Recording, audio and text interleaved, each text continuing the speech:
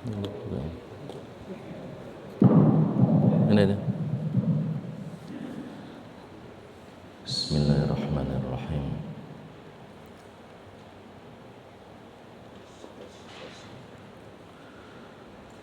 Assalamualaikum warahmatullahi wabarakatuh.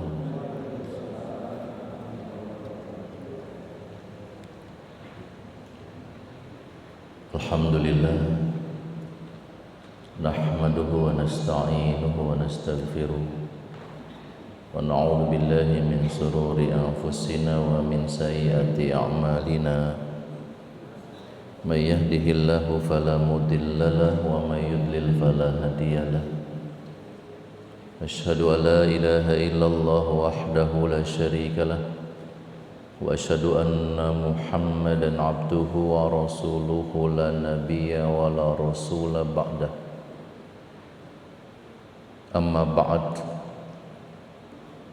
Subhanaka la ilma lana illa ma 'allamtana innaka antal alimul hakim. Rabbi a'udzu bika min hamazatis syayatin wa a'udzu bika rabbi ay yahdurun. Raditu billahi rabba wa bil islami dina wa bi Muhammadin sallallahu alaihi wasallam nabiyya wa rasulah. Allahumma iftah li abwabal ilmi wa nurul qalbi bi rahmatika ya arhamar rahimin. Amin ya Allah ya rabbal alamin ya mujibas sa'ilin. Alhamdulillah, syukur nikmat kita panjatkan kehadirat Allah Subhanahu wa ta'ala. Rahmat karunia-Nya masih terus kita rasakan. Alhamdulillah, kita masih dapat kesempatan menunaikan sholat subuh berjamaah.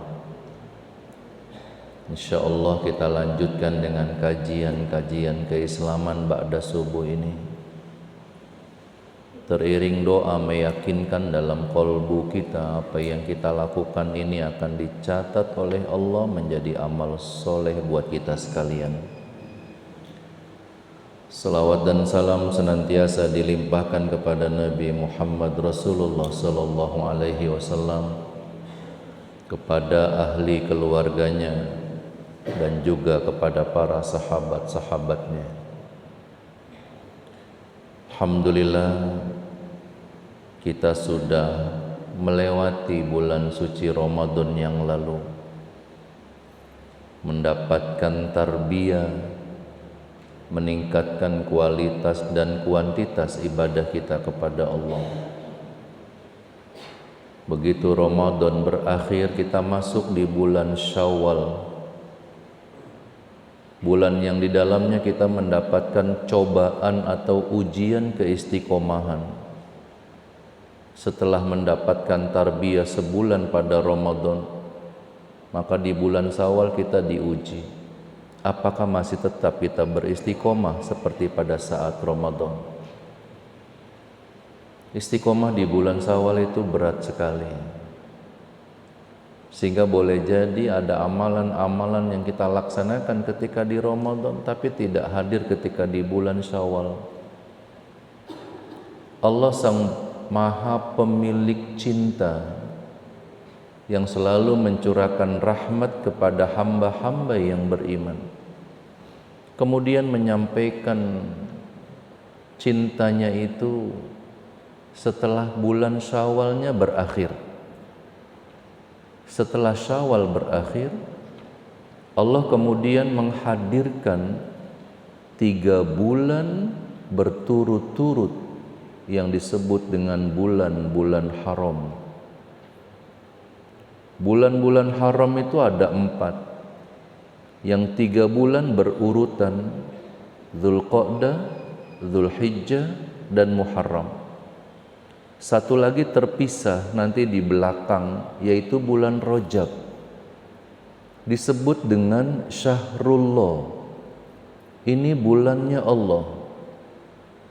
Bulan haram artinya bulan yang dihormati, bulan yang dimuliakan. persamaannya dengan bulan suci Ramadan, bulan-bulan haram itu, yang sekarang kita sudah ada di dalamnya. Sekarang sudah bulan Dzulqa'dah, ini bulan haram. Berikutnya Dzulhijjah, bulan haram juga. Berikutnya Muharram, bulan haram juga. Jadi 3 bulan berurutan ini bulan haram. Jika di bulan suci Ramadan seseorang melakukan ibadah atau amal soleh, maka catatannya akan dilipat gandakan. Itu kemuliaannya Ramadan. Yang kedua,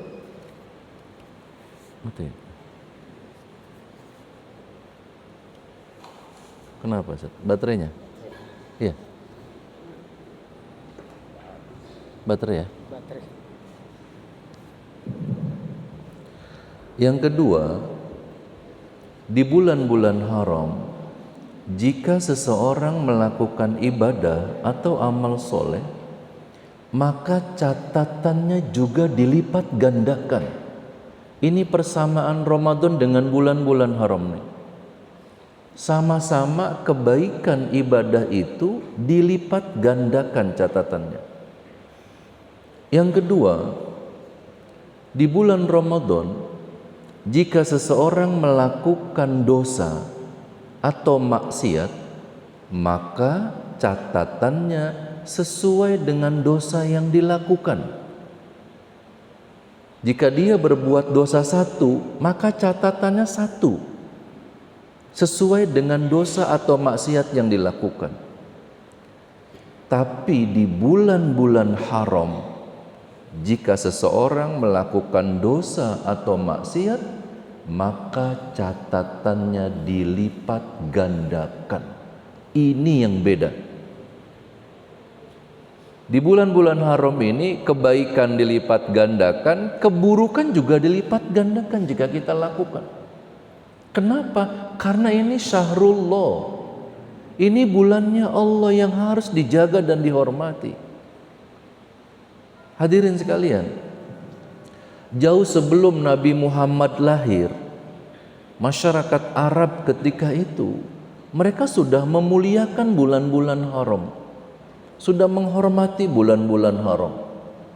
Salah satunya kebiasaan masyarakat ketika itu, jika sudah masuk di bulan Dzulqa'dah, maka masyarakat Arab tidak melakukan safar untuk berniaga. Jadi kalau sudah bulan Dzulqa'dah, mereka tidak melakukan safar untuk berdagang, perjalanan panjang ke Syam misalnya, tidak. Kenapa mereka tidak mau keluar rumah untuk melakukan safar panjang itu? Jawabannya satu, karena mereka khawatir bermaksiat di bulan-bulan haram. Sudah dihormati bulan ini. Dzulqa'dah itu artinya duduk di dalam rumah. Itu kebiasaan orang Arab yang memang dia nggak mau keluar kalau sudah bulan haram. Di bulan-bulan haram ini Allah mengharamkan juga peperangan untuk menghormati bulan ini. Apa makna yang terkandung dari keindahan struktur yang Allah berikan dari bilangan bulan ini? Keindahannya adalah Allah hendak memantapkan keistiqomahan beribadah kita. Allah hendak memantapkan keistiqomahan beragama kita setelah Ramadan mendapatkan pembinaan hebat. Begitu masuk di Syawal boleh jadi agak menurun tensinya, tetapi kemudian 3 bulan berurut-urut disiapkan bulan-bulan haram, dan satu lagi dimantapkan di belakang yaitu bulan Rajab. Jumlahnya ada 4. Yang kedua, jamaah sekalian, Dzulqa'dah, Dzulhijjah, Muharram, bulan haram ini juga dikenal sebagai bulan-bulan haji. Dzulqa'dah umat Islam berangkat haji, Dzulhijjah melaksanakan haji, Muharram kembali ke pulang dari haji gitu. Ini bulan-bulan haji. Ketika bicara bulan-bulan haji, maka kita bicara tanah suci Mekah. ketika bicara tanah suci Mekah, maka kita akan bicara sosok manusia teladan Nabi Ibrahim alaihi salam. Insya Allah pagi ini kita mau tadabbur Al-Quran tentang sosok manusia teladan ini.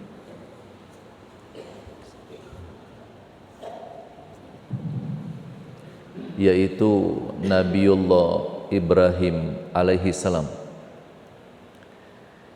Di dalam Al-Quran ada dua nama yang Allah sebut sebagai kekasih. Khalilullah, kekasihnya Allah. Satu Nabi Muhammad sallallahu alaihi wasallam, yang kedua Nabi Ibrahim alaihi salam. Ibrahima Khalila. Kita dapat merenung di situ, Bapak Ibu sekalian. Bagaimana ada makhluk dikatakan kekasih oleh kholiknya itu. Betapa mulianya makhluk ini. Dan makhluk ini manusia. Bukan para malaikat. Ada dua manusia yang Allah sebut sebagai Khalil, sebagai kekasihnya, yaitu Nabi Muhammad dan Nabi Ibrahim. Nanti kita akan mendapatkan jawaban dari kajian ini, kenapa kedua nama ini kita sebut tiap kita sholat. Sholat yang kita laksanakan mesti kita menyebut dua nama ini. Padahal dia manusia. Kalau nama Allah kita sebut dalam sholat, itulah sebuah keharusan gitu, sebagai kholik posisinya. Tapi ada dua makhluk yang namanya kita sebut dalam sholat. Kenapa? Karena dia kekasihnya Allah. Satu kalimat kajian itu, Allah itu suka sekali jika nama kekasihnya selalu kita sebut-sebut. Suka sekali. Pantas Rasulullah mengajarkan kepada kita salah satu adab dalam berdoa, diawali dengan solawat dan diakhiri dengan solawat. Rupanya itu kendaraan untuk sampainya doa kita kepada Sang Rob, pemilik dan pengabul doa-doa. Yang kedua, Rasul Muhammad disebut dalam Al-Quran, laqad kana lakum fi rasulillahi uswatun hasanah, sebagai uswatun hasanah, sebagai panutan yang paling baik. Ternyata Nabi Ibrahim juga disebut sama. Bapak boleh lihat yang nomor 1, saya nukilkan Al-Quran surah Al-Mumtahanah, surah ke-60 ayat yang ke-4. A'udzu billahi minasyaitonir rajim. Bismillahirrahmanirrahim. Qad kanat lakum uswatun hasanatun fi Ibrahim walladzina ma'ah. Sungguh telah ada bagimu suri teladan yang paling baik, yaitu pada pribadinya Ibrahim walladzina ma'ah, dan orang yang bersama dengan dia. Walladzina ma'ah, dan orang yang bersama dengan dia. Ketika kita sebut namanya di dalam sholat, itu bukan hanya dua nama itu. Allahumma sholli ala Muhammad wa ala ali Muhammad. Ibrahim juga sama, wa ala ali Ibrahim. Wa ala ali itu keluarganya. Walladzina ma'ah, orang yang bersama dengan dia. Ada teladan yang sempurna pada pribadi Muhammad dan keluarganya, pada pribadi Ibrahim, wa ala ali Ibrahim, dan juga keluarganya. Masya Allah. Yang ketiga, Nabi Ibrahim juga dijuluki sebagai bapak moyangnya tauhid, peletak pondasi tauhid di muka bumi. Itu Nabi Ibrahim alaihissalam. Nanti akan kita urai tadabbur ayatnya. Tauhid itu pondasi dalam beragama. Kalimatnya la ilaha illallah. Tauhid itu mengesahkan Allah. Kualitas iman dan akidah yang terjaga dalam kemurnian, itu tauhid. Sehebat apa seseorang itu beragama, itu tergantung pada pondasinya. Misalnya begini, Rasulullah bersabda, as-salatu imaduddin. Salat itu tiang agama. Pertanyaannya, bagaimana tiang ini dapat berdiri kokoh jika pondasinya rapuh? Tidak mungkin tiang itu bisa kokoh kalau pondasinya rapuh. Banyak orang Islam tapi dia tidak sholat. Itu sebabnya karena pondasinya yang rapuh. Nggak mungkin tiang itu akan berdiri. As-siyamu junnatun, puasa itu temboknya. Nggak mungkin tembok itu bisa berdiri kalau tidak ada pondasinya. Zakat, infak, sedekah itu atapnya. Rangka bangunan yang kita buat dalam ibadah kita, itulah yang bakal kita diami kelak nanti di akhirat, di surganya Allah. Istana model apa yang mau kita tinggalin nanti, itu tergantung bagaimana kita merancangnya sekarang. Dan rancangan bangunan ibadah dalam Islam itu tergantung sekokoh apa dia punya pondasi tauhid. Pantas kemudian ketika Rasul Muhammad SAW dakwah pertama Islam di kota Mekah, itu lebih kurang 13 tahun, ayat Al-Quran yang turun hanya bicara tauhid. Selama 13 tahun hanya bicara keimanan, hanya bicara akidah, keyakinan. Belum ada ayat-ayat ibadah yang turun. Ya ayuhan nas, itu cirinya. Hai sekalian manusia, itu ciri-ciri ayat-ayat tauhid itu. Ya bani Adam, hai anak cucu Adam. Jadi masih umum aja sifatnya. Dikuatkan dulu pondasi tauhidnya selama 13 tahun. Yang turun ayat-ayat tauhid, ayat-ayat keimanan. Baru nanti setelah diperintahkan hijrah ke Madinah, ke Yasrib, disinilah turun ayat-ayat ibadah. Sudah beda lafadznya, ya ayyuhalladzina amanu, hai orang-orang yang beriman. Kalau sudah ada ayat ya ayyuhalladzina amanu, mesti di belakangnya jika bukan perintah pasti ada larangan itu. Mesti begitu. Turunlah kemudian ayat-ayat ibadah. Buat siapa? Buat amanu. Buat orang yang pondasinya udah kokoh. 13 tahun di Mekah, dikuatkan dulu keimanannya. Begitu sudah kokoh, baru diperintahkan ibadah. Maka jika ada seorang muslim di antara kita yang tidak melaksanakan ibadah syariat Islam, itu sebabnya karena pondasinya kokoh. Nah, peletak pondasi tauhid itu adalah Nabi Ibrahim alaihissalam. Peradaban sejarah kenabian para rasul dan manusia di muka bumi itu selalu mencari-cari Tuhan yang menciptakan jagat ini, selalu mencari, Pak. Kita coba bertadabur bagaimana Nabi Ibrahim mencari Tuhan. Saya nukilkan di sini yang poin A, surah Al-An'am, surah ke-6 ayat 76 sampai 79.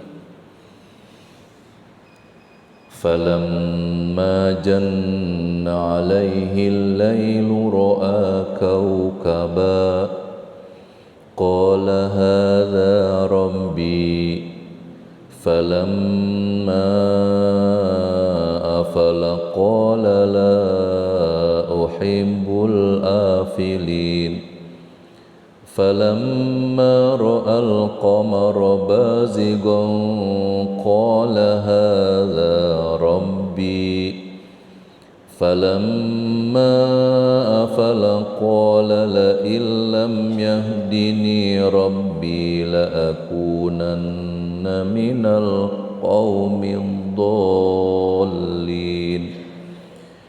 فلما رأى الشمس بازغة قال هذا ربي هذا أكبر falamma afalat qala ya qaumi inni bari'um mimma tusyrikun.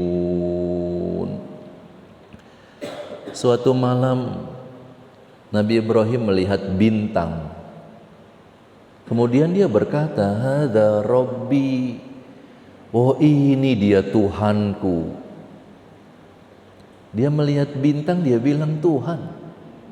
Ini pencarian. Tapi ketika bintang itu tenggelam, la uhibbul afilin. Apa kata dia? Aku tidak suka kepada yang tenggelam. Tidak mungkin Tuhan itu tenggelam. Berikutnya dia melihat bulan. Dia berkata yang sama. Hadza Rabbi. Wah, ini dia, cahayanya lebih hebat. Ini Tuhanku, kata Ibrahim. Berikutnya dia melihat matahari. Dia berkata yang sama. Hadza Rabbi, hadza akbar. Ini Tuhanku, ini lebih besar. Tapi ketika matahari itu tenggelam, ya qaumi inni bari'um mimma tusyrikun. Aku berlepas diri dari apa yang kalian persekutukan. Lihat, sebuah proses pencarian terhadap zat yang menciptakan. Nabi-nabi begitu, Pak. Nabi Musa itu naik ke bukit Sinai, Tur Sinin, ya. Watini wa zaituni wa turi sinin. Nah itu dia, Tur Sinin. Nabi Musa naik 10 hari ke bukit Sinai itu, pencarian. Nabi Muhammad SAW naik ke Jabal Nur. Di atasnya ada gua, namanya Gua Hiro. Nginep di sana Nabi Muhammad 1 malam. Besoknya dia pulang. Berikutnya menyiapkan bekal untuk 3 malam. Berangkat nginep di gua sana di atas gunung 3 malam. Pencarian. Pulang lagi. Nanti menyiapkan bekal untuk 1 pekan. Di gua 1 pekan Nabi Muhammad pencarian. Sampai kemudian menyiapkan bekal untuk 2 pekan. Enggak pulang di gua itu. Ini sejarah manusia, selalu mencari-cari. Apa kalimat tauhidnya di sini? Inni wajjahtu wajhiya lilladzi fataras samawati wal arda hanifa wa ma ana minal musyrikin. Aku hadapkan diriku kepada Rabb yang menciptakan langit dan bumi. Masya Allah. Hanifa. Nah, kalimat Hanif ini salah satu gelar yang Allah berikan untuk Nabi Ibrahim nantinya. Hanif itu beragamanya lurus.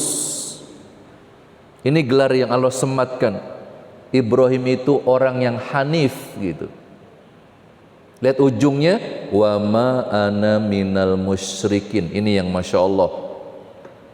Aku tidak termasuk orang-orang yang musyrik. Wa ma ana minal musyrikin. Kenapa dinyatakan begitu? Ini mutiara Ibrahim lahir di tengah masyarakat penyembah patung berhala. Sama dengan nanti Nabi Muhammad lahir di tengah masyarakat penyembah berhala.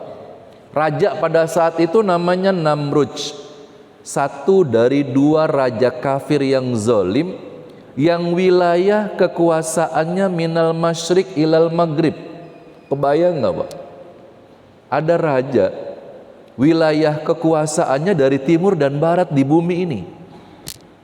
Yang kafir ada 2, yang beriman juga ada 2 itu. Yang kafir raja itu 1 Namrud.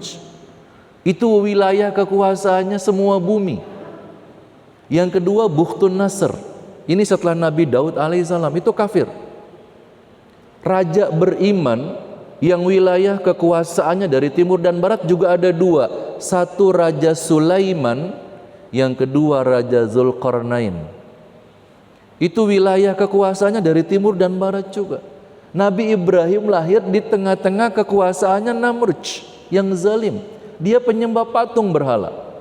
Masyarakatnya penyembah patung berhala. Bahkan dalam Al-Quran Allah beritakan bapaknya Nabi Ibrahim disebut namanya Azar, adalah pembuat patung berhala itu. Walaupun nanti kita tahu dalam catatan sejarah ini bukan bapak kandung tapi paman. Karena Azar itu sebenarnya bapaknya Nabi Lut alaihi salam. Nabi Lut dengan Nabi Ibrahim itu sepupuan, ya. Ini kisahnya akan nyambung nanti itu. Jadi pamannya ini pengganti dari bapaknya Nabi Ibrahim sehingga disebut sebagai bapak dalam Al-Quran. Kebayang tuh, rajanya penyembah berhala, masyarakatnya penyembah berhala, bapaknya pembuat patung berhala. Tapi dia mengatakan wa ma ana minal musyrikin, aku tidak termasuk yang musyrik seperti kalian. Bayangkan mutiara ini lahir di tengah kokoh tauhid seorang diri pada saat semua ketika itu penduduknya menyembah patung berhala. Kualitas tauhid yang hadir dalam kolbunya Nabi Ibrahim nggak kaleng-kaleng juga gitu. Kita akan dapat kesan gini. Rasul Muhammad SAW pernah bersabda, "Man ro'a minkum munkaron fayyughayyir biyadi," kata Rasul. Jika kalian melihat ada kemunkaran, cegah dengan tangan. Lihat, ini prinsip beragama, Pak. Fa'ilam yastati fabilisani. Jika kalian tidak sanggup mencegah dengan tangan, dengan lisan. Fa'ilam yastati fabiqolbi. Jika dengan lisan kalian tidak bisa cegah kemunkaran, maka yang ketiga dengan hati. Yang dengan hati ini kata Rasul, dzalika adhaful iman, itu menandakan selemah-lemahnya iman yang dengan hati. Nabi Ibrahim tidak dengan lisan, tidak dengan hati, tapi dengan tangan, untuk menegakkan tauhid di tengah raja zolim yang kekuasaannya dari timur dan barat. Sumpah dia di hatinya, demi Allah, kata Nabi Ibrahim, kalimatnya ada, wa tallahi la akidanna asnamakum ba'da an tuwallu mudbirin. Coba lihat artinya di halaman yang kedua. Demi Allah, nah kalimatnya tuh, dia sumpah tuh di hatinya, demi Allah, sungguh aku akan melakukan tipu daya terhadap berhala-berhalamu sesudah kamu pergi meninggalkannya. Kuat sekali di hatinya, Pak. Akan menghancurkan berhala-berhala sesembahan itu. Kapan raja dan tentaranya berangkat safar, dia ngancam nih Nabi Ibrahim, akan kuhancurkan, demi Allah, aku sumpah. Lihat bagaimana kekuatan tauhid siap menegakkan kalimat itu. Kebayang gak resikonya kalau sesembahan ketika itu dihancurkan, kemudian ketahuan, resikonya terbayang gak? Pasti Nabi Ibrahim paham resikonya akan dibunuh. Allah takhafu wala tahzanu. Pelajaran pertama kita ambil. Kalau sudah bicara tauhid, Pak, bicara agama Allah, intan surullaha yansurkum. Siapa yang bela agama Allah, dipastikan Allah akan membela dia. Yang muncul nanti Allah takhafu wala tahzanu, enggak akan ada rasa takut di hati kita. Nggak akan ada rasa sedih. Kenapa? Ada yang lebih indah, yaitu ketika Allah menghadirkan cintanya dalam kehidupan ini. Nanti kita akan urai itu. Ternyata benar, ketika suatu hari raja dan semua pasukannya melakukan safar, malam itu Nabi Ibrahim datang ke tempat ibadah. Dia bawa palunya, dia bawa kapaknya, dihancurkan semua patung sembahan di ruangan itu. Dan rupanya ada yang melihat kalau Ibrahim melakukan itu. Lihat lanjutan terjemahnya tadi. Maka Ibrahim membuat berhala-berhala itu hancur terpotong-potong, kecuali yang paling besar dari patung itu. Jadi rupanya biangnya yang paling gede nggak dihancurin oleh Nabi Ibrahim. Begitu semuanya sudah hancur, disimpan saja palunya, kapaknya di patung yang paling besar itu. Ternyata benar, ketika kemudian raja datang dari safarnya, kemudian dilaporkan kalau sesembahan mereka sudah dihancurkan, dan yang menyaksikan itu bersaksi kepada raja, aku melihat pelakunya adalah Ibrahim. Apa kata raja? Tangkap dia. Nanti Bapak Ibu boleh lanjutkan ayatnya di rumah, lihat lanjutannya, itu ada dialog dalam pengadilannya. Ditangkap kemudian Nabi Ibrahim dan diadili di situ. Salah satu kalimatnya begini, raja berkata, Ibrahim, kau yang sudah menghancurkan sesembahan kami. Apa jawab Ibrahim? Tidak, bukan aku yang melakukannya, tapi tuh patung yang paling besar itu yang melakukannya. Buktinya itu palunya masih ada sama dia. Kira-kira raja kesel nggak dibilang begitu? Emosi sekali. Apa kata raja? Bagaimana mungkin batu ini bisa berbuat sesuatu untuk yang lainnya? Kata raja. Apa jawab Ibrahim? Jika dia tidak bisa mendatangkan manfaat dan madorat, kenapa kalian sembah? Memuncak emosinya raja. Ketika sampai di puncak, apa kata raja? Lihat yang nomor 4. Qalu harriquhu, bakar dia, kata raja. Kebayang nggak resikonya menegakkan kalimat Allah? Bakar dia. Qalubnu lahu bunyanan fa'alquhu fil jahim. Siapkan tempat khusus untuk pembakaran. Undang semua penduduk kota menyaksikan hukuman ini. Nah, kita mengambil satu pesan. Ibrahim ini muslim sejati, Pak.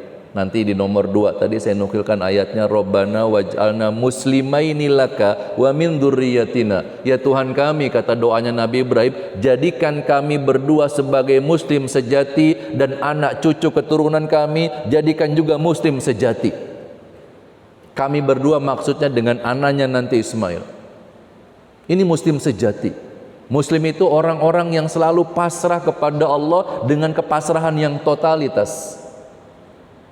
Kita ambil pelajaran yang kedua. Tangannya sudah diikat, api sudah berkobar hebat. Kita tidak temukan dalam literasi manapun ketika itu Nabi Ibrahim kemudian melawan, meronta-ronta, ingin melepaskan diri. Enggak ada, Pak. Dia tenang sekali. Ini hitungannya menit, hitungannya detik sudah, karena api sudah berkobar hebat. Dan kita juga tidak temukan dalam literasi manapun Nabi Ibrahim kemudian berdoa, ya Rob, selamatkan aku ya Allah. Enggak ada, Pak. Kita enggak temukan itu. Nabi Muhammad yang membocorkan kepada kita apa yang dibaca Nabi Ibrahim ketika itu. Lihat yang nomor 6. Akhira qawli Ibrahim hina ulqiya finnar hasbiyallah wa ni'mal wakil. Ya, kita garis bawahi kalimat itu.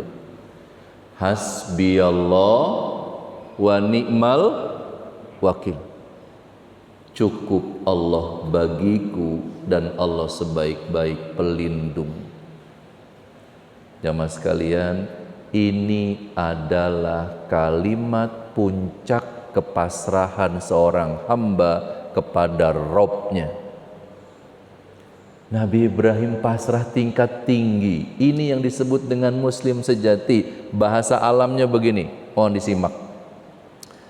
Ya Rob, jika badanku ini harus hangus di kobaran api itu, kemudian aku mati terbakar karenanya, aku rela ya Allah, aku ridho, aku pasrah, yang penting engkau tetap cinta kepadaku.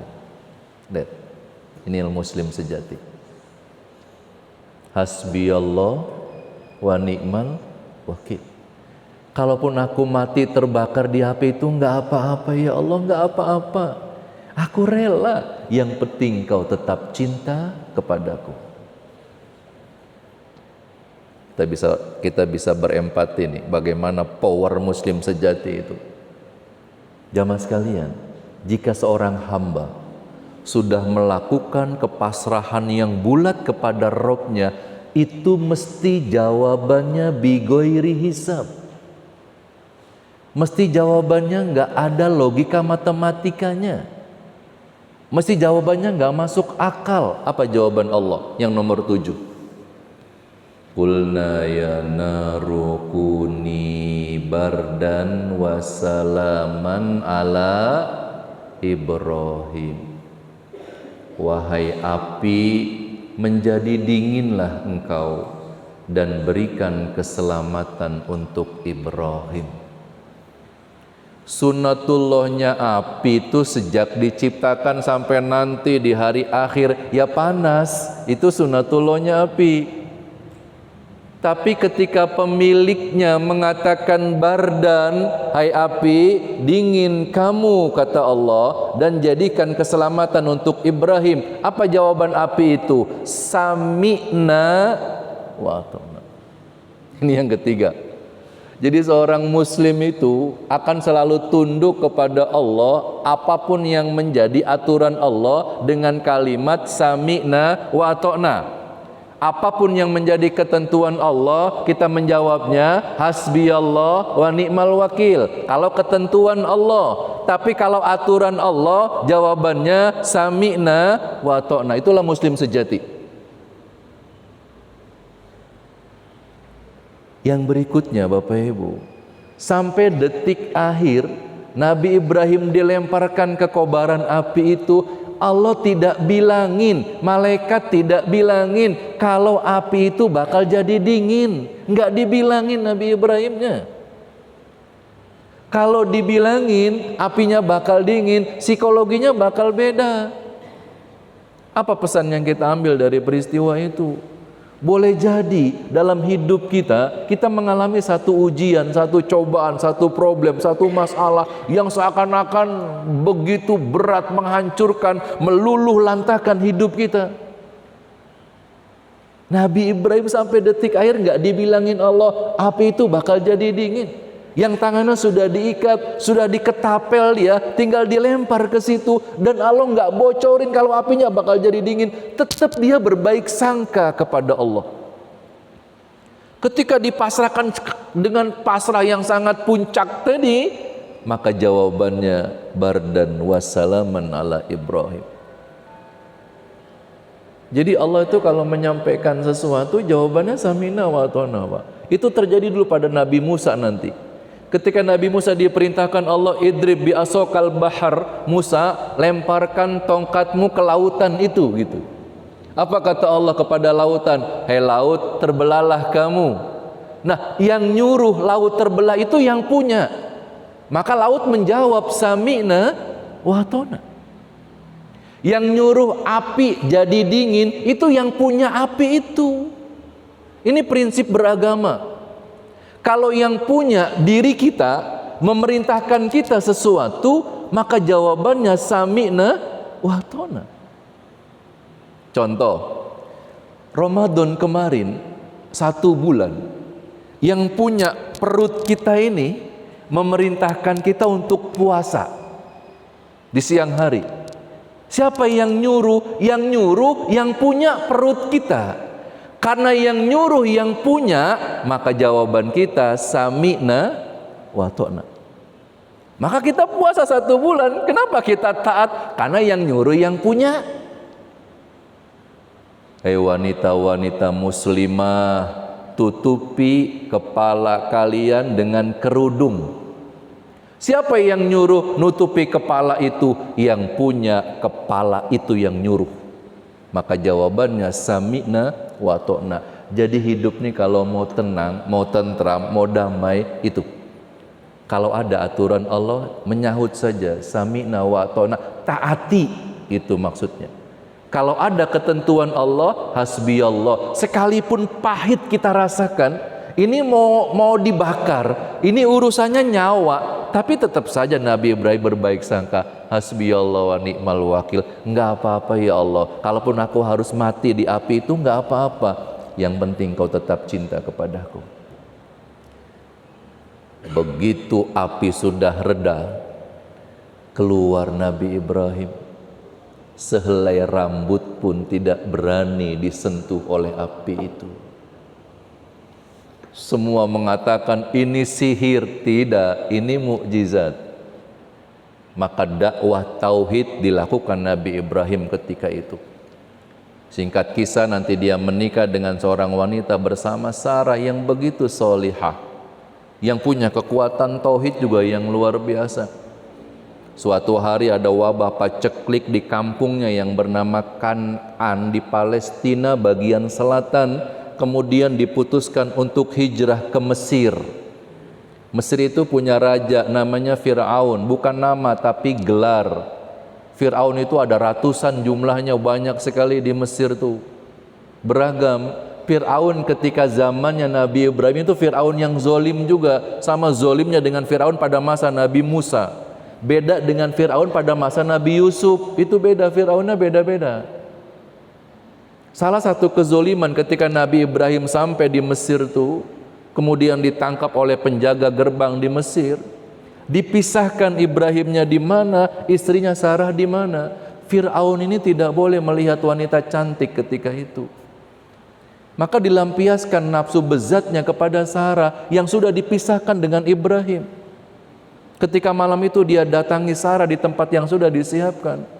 Sarah sudah punya kekuatan tauhid karena binaan dari suaminya. Dia melakukan sebuah kepasrahan yang totalitas kepada Allah untuk menghadirkan perlindungan. Kalimat wa ni'mal wakil, Allah sebaik-baik pelindung itu diungkapkan dengan kekuatan tauhidnya Sarah ketika itu. Apa yang terjadi? Fir'aun tidak bisa mendekat kepada diri Sarah karena langsung dia menggigil dan merasa tercekik. Dia bilang Sarah telah menyihir dia. Doakan aku agar aku terlepas dari siksaan ini, kata Fir'aun. Didoakan oleh Sarah. Besok malam yang kedua terulang begitu. Terulang lagi, nggak bisa dia mendekat kepada Sarah sampai 3 kali. Kemudian dia tidak lakukan lagi. Lama Nabi Ibrahim menetap di Mesir, Pak. Kisahnya kemudian setelah paceklik berakhir di Palestina, dia kembali pulang ke kampungnya, dan ketika pulang Fir'aun, Raja Mesir, memberikan hadiah untuk Sarah, seorang wanita bernama Hajar. Hajar itu tinggal di istana, dijadikan hadiah oleh Fir'aun untuk Sarah sebagai pembantunya Sarah. Sarah senang sekali. Sarah bahagia sekali dapat hadiah yang menemani dia. Menetap kemudian di Palestina. Apa yang terjadi? Rambutnya sudah berubahan, kulitnya sudah mulai kendor, tulangnya sudah mulai rapuh, usianya sudah menua, belum juga dikaruniakan keturunan. Sampaikan oleh Sarah kepada suaminya Ibrahim, nikahi Hajar, kata Sarah, agar engkau beroleh keturunan sebagai generasi kenabian. Nabi Ibrahim tidak mau. Terus Sarah merayunya, nikahi Hajar, tidak mau. Baru ketika qadarullah, Allah menyampaikan kemudian ceritanya kepada ketentuan Nabi Ibrahim untuk menikahi Hajar, baru dinikahi. Dan ternyata benar, dari rahimnya Hajar Allah lahirkan seorang anak laki-laki yang bernama Ismail. Dalam sejarah tercatat Nabi Ibrahim membutuhkan waktu 87 tahun berdoa, Robbi habli minas solihin. Berdoa pengen punya anak yang soleh butuh waktu 87 tahun. Kita berempati. Berpuluh-puluh tahun dinanti pengen punya keturunan, ternyata Allah jawab lahir laki-laki, maka diberi nama Ismail. Ismail itu bahasa Ibrani, artinya Tuhan telah mendengar. Mendengar apa? Mendengar doa ayahnya pengen punya anak. Kebayang nggak? Kayak apa bahagianya Nabi Ibrahim ketika dinanti puluhan tahun, kemudian Allah kasih anak laki-laki. Begitu kebahagiaan itu sedang dirasa, tiba-tiba Allah punya ketentuan yang berbeda. Ibrahim, bawa keluar anak istrimu dari Palestina. Lihat. Karena ini muslim sejati, maka jawabannya sami'na wa ata'na. Diperintahkanlah kemudian Hajar, berkemas-kemaslah, kita akan melakukan perjalanan dari Palestina, negeri yang sangat subur. Berhari-hari dia berjalan bertiga dengan putranya yang masih merah, yang masih bayi. Masuk di padang pasir yang begitu terhampar luas berhari-hari, sampai di sebuah pegunungan yang sangat gersang. Rupanya Google Map-nya Allah terhenti sampai di situ. Lihat yang nomor 11. Wa qala inni dhahibun ila rabbi sayahdin. Aku pergi menghadap kepada Tuhanku dan Dia yang beri petunjuk kepadaku. Perjalanan ini tidak ada tujuan, cuman ngikutin Google Map-nya Allah itu. Begitu sampai di lembah itu, di antara perbukitan yang sangat gersang, terhenti Google-nya di situ. Ditinggalkan istrinya Hajar dan Ismail yang masih bayi dengan sekantong air, dengan sekantong makanan, dan Nabi Ibrahim diperintahkan Allah untuk kembali pulang ke Palestina. Kebayang nggak, Pak? Ini urusan nyawa bayinya yang masih merah. Sudah berpuluh-puluh tahun dinanti, begitu sudah lahir, yang punya anak itu perintahkan bawa anak ini dari sini. Jalannya jauh berhari-hari dari Palestina ke Mekah. Sampai di tempat itu, sudah sampai, disuruh tinggal lagi oleh Allah. Sami'na, lihat. Jadi kalau sudah Allah menyampaikan sesuatu, jawaban kita itu sami'na wa ata'na, Pak. Apa kata Hajar? Kita lihat yang nomor 10. Ya Ibrahim, aina tadhabu wa tatrukuna bihadzal wadi? Hai suamiku Ibrahim, engkau mau kemana? Apa kau tega meninggalkan kami berdua di sini, Ibrahim? Di sini tidak ada satupun manusia. Di sini tidak ada tanaman. Di sini tidak ada air. Nabi Ibrahim nggak jawab, Pak. Jalan terus dia. Berkata lagi Hajar, gimana kalau nanti bayimu dimakan binatang buas di sini? Aku tidak bisa menolong dia. Nggak jawab Nabi Ibrahim. Baru yang ketiga Hajar berkata, Allahul ladzi amaraka bihadza ya Ibrahim. Wahai suamiku, apakah Allah yang perintahkan engkau meninggalkan kami berdua di lembah ini yang tidak ada manusia, tidak ada pohon, tidak ada air? Qala na'am, kata Nabi Ibrahim, betul istriku. Dia jawab tuh, ini perintah dari Allah untuk meninggalkanmu berdua di sini. Ketika Nabi Ibrahim jawab itu perintah Allah, apa kata Hajar? Idzan la yudayyi'una.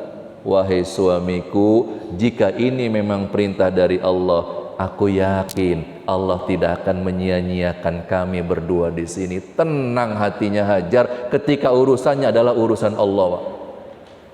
Itulah hasbi Allah wa ni'mal wakil. Jadi yang bikin tenang itu, kalau hidup kita ini sponsor tunggalnya cuman Allah, itu yang bikin tenang hidup kita, Pak.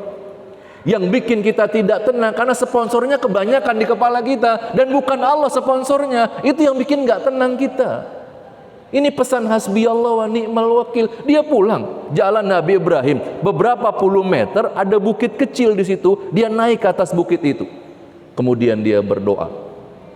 Kalau kita tadabbur Al-Quran, Pak, satu-satunya Nabi yang doanya paling banyak diabadikan dalam Al-Quran itu Nabi Ibrahim. Kita lihat doanya yang nomor 11. Rabbana inni askantu min dzurriyyati biwadin ghairi dzi zar'in inda baitikal muharram. Rabbana liyuqimus shalah faj'al af'idatan minan nasi tahwi ilaihim warzuqhum minas tsamarat la'allahum yashkurun. Lihat doa ini, Masya Allah. Saya kalau baca doa ini tuh rasanya hati ini doa yang sangat luar biasa. Ya Tuhan kami, kata Nabi Ibrahim di bukit itu, aku tempatkan sebagian keturunanku di lembah ini. Lembah yang tidak ada tanaman, kata Nabi Ibrahim. Inda baitikal muharram, di sisi Baitullah yang dihormati. Rupanya di lembah itu ada pondasi Ka'bah yang sudah tertimbun pasir. Rupanya ini tujuan Allah, kenapa dia suruh bawa anaknya ke tempat itu. Pondasi Ka'bah yang sudah tertimbun pasir, kemana bangunan Ka'bahnya? Bangunannya sudah hancur, terbawa banjir bandangnya Nabi Nuh alaihi salam. Emang kapan Ka'bah itu dibangun? Jauh sebelum Nabi Adam turun dari surga menempati bumi ini, Ka'bahnya sudah dibangunkan Allah. Ayat 96 surah ketiga Ali Imran.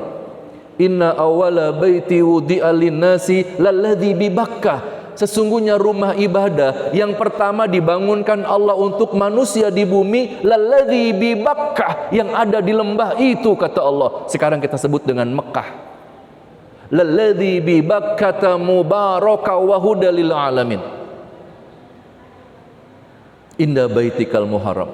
Ya Tuhan kami, aku tempatkan sebagian keturunanku di lembah ini di sisi Baitullah yang dihormati. Di situ ada pondasi Ka'bah.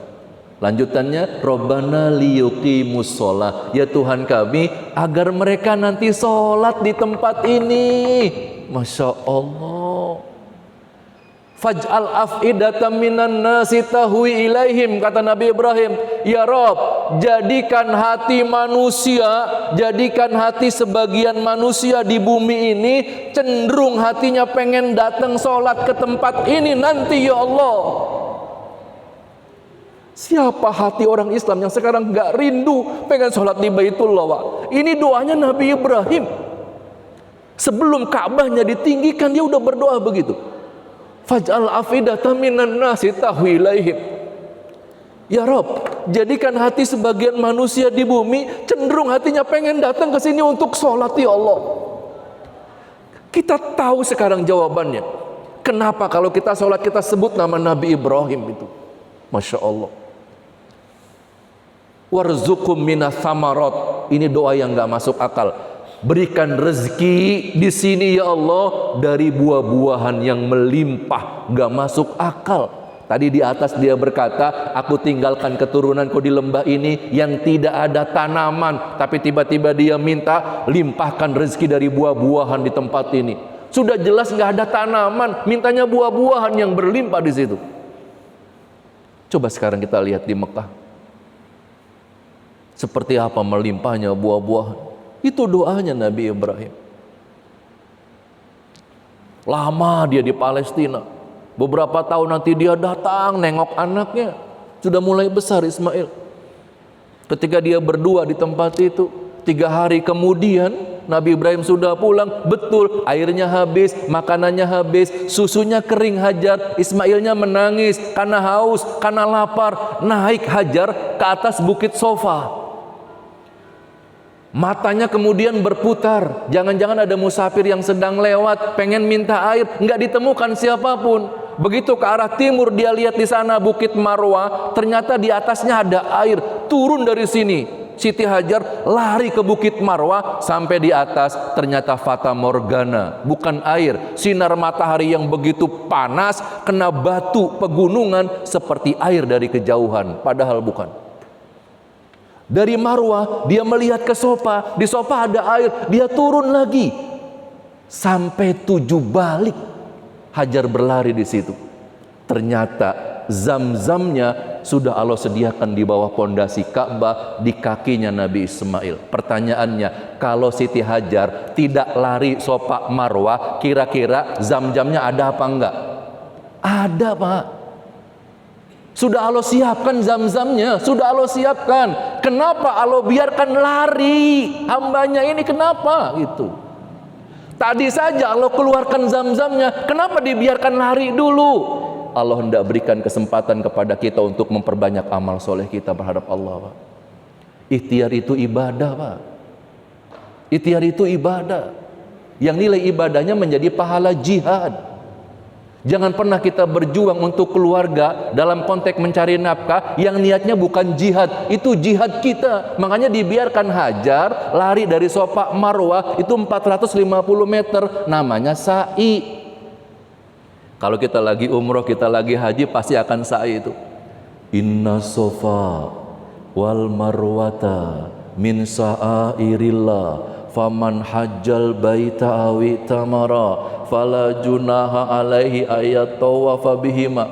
Nanti di perjalanan ada neon warna hijau tuh, kalau sekarang gitu, di situ dulu Siti Hajar berlari kencang di situ. Beda kalimatnya, Robbighfir warham wa'fu wa takaram wa tajawaz amma ta'lam innaka ta'lam ma la na'lam innaka antallah. Masya Allah. Napak tilas Nabi Ibrahim haji itu. Sudah lama lagi Nabi Ibrahim datang nengok anaknya nanti di situ.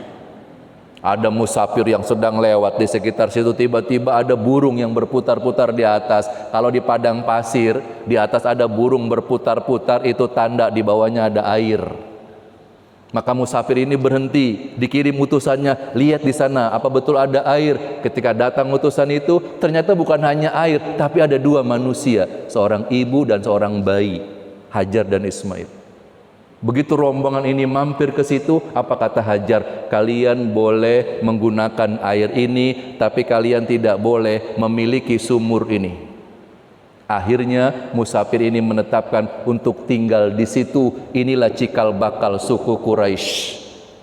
Datang nanti Nabi Ibrahim nengok Ismail, sudah mulai gede nih anaknya. Pulang lagi Nabi Ibrahim ke Palestina.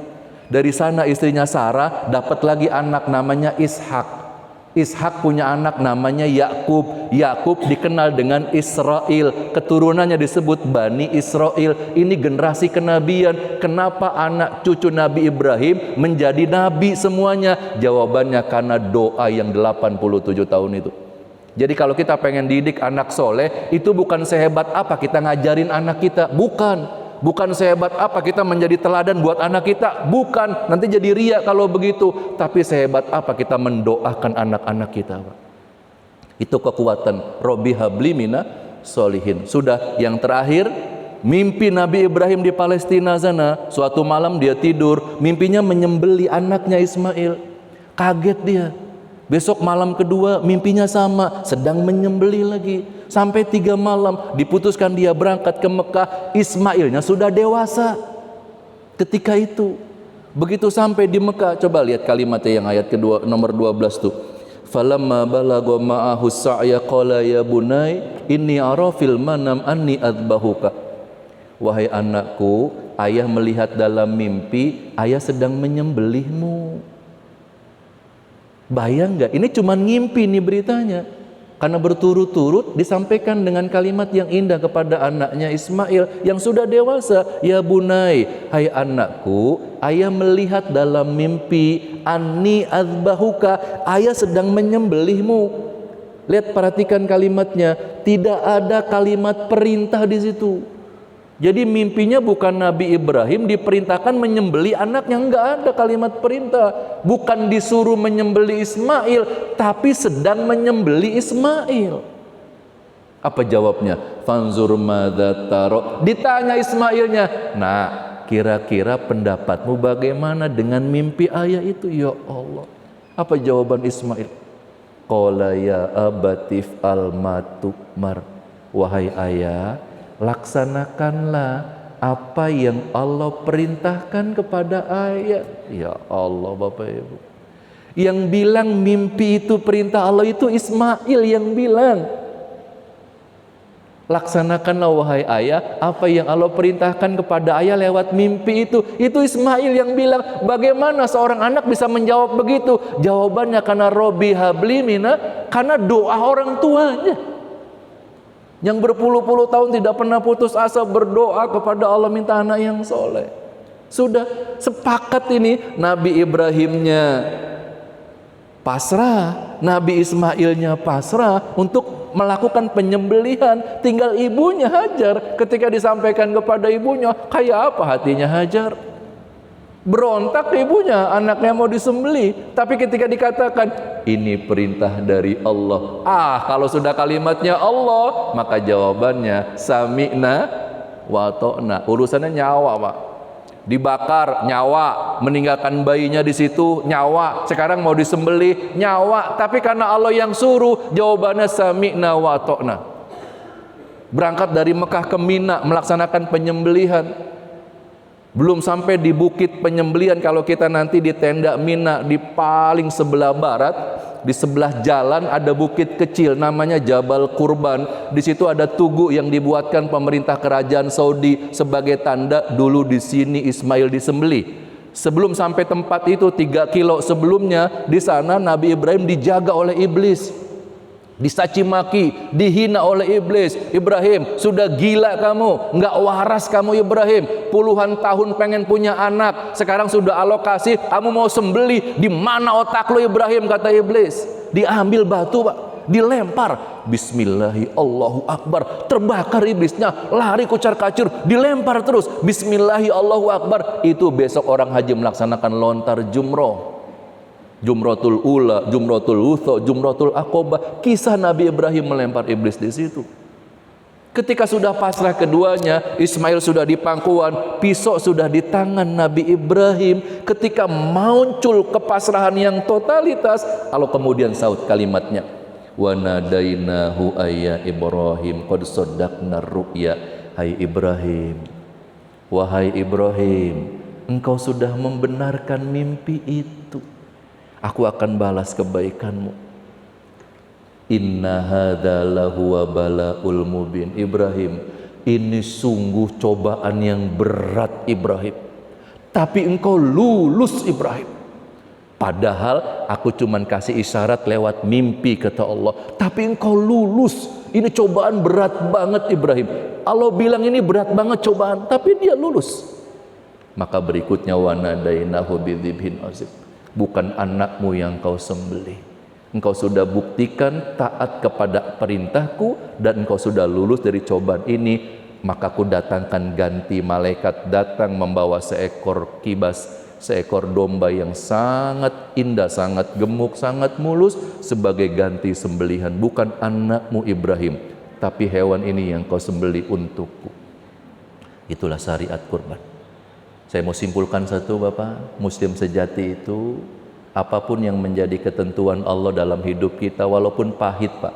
Hidup ini kan nggak semua jalan manis, ya kan? Orang yang rajin tahajud belum tentu hidupnya nggak ada air mata Pak. Pasti ada cobaan hidup tuh. Orang yang rajin berdoa belum tentu hidupnya nggak ada masa-masa susah, ada kesulitan itu.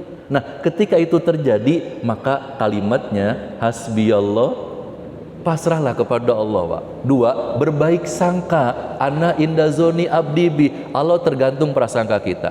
Yang ketiga, kalau Allah atur kita sesuatu, baik perintah ataupun larangan, maka jawabannya sami'na wa ta'na. Maka di situ kita akan mendapatkan ketenangan. Kebahagiaan hidup, bukankah filosofi hidup mencari bahagia? Mudah-mudahan Allah berikan sehat kepada kita semuanya, Allah ampuni dosa kita, Allah maafkan kesalahan dan kealfaan kita, dan Allah bimbing kita dengan hidayahnya pada jalan yang lurus. Ibadah kita makin istiqomah, cita-cita kita satu, ingin mati dalam keadaan husnul khotimah. Subhanakallahumma wa bihamdika asyhadu an la ilaha illa anta astaghfiruka wa atubu ilaik. Assalamualaikum warahmatullahi wabarakatuh.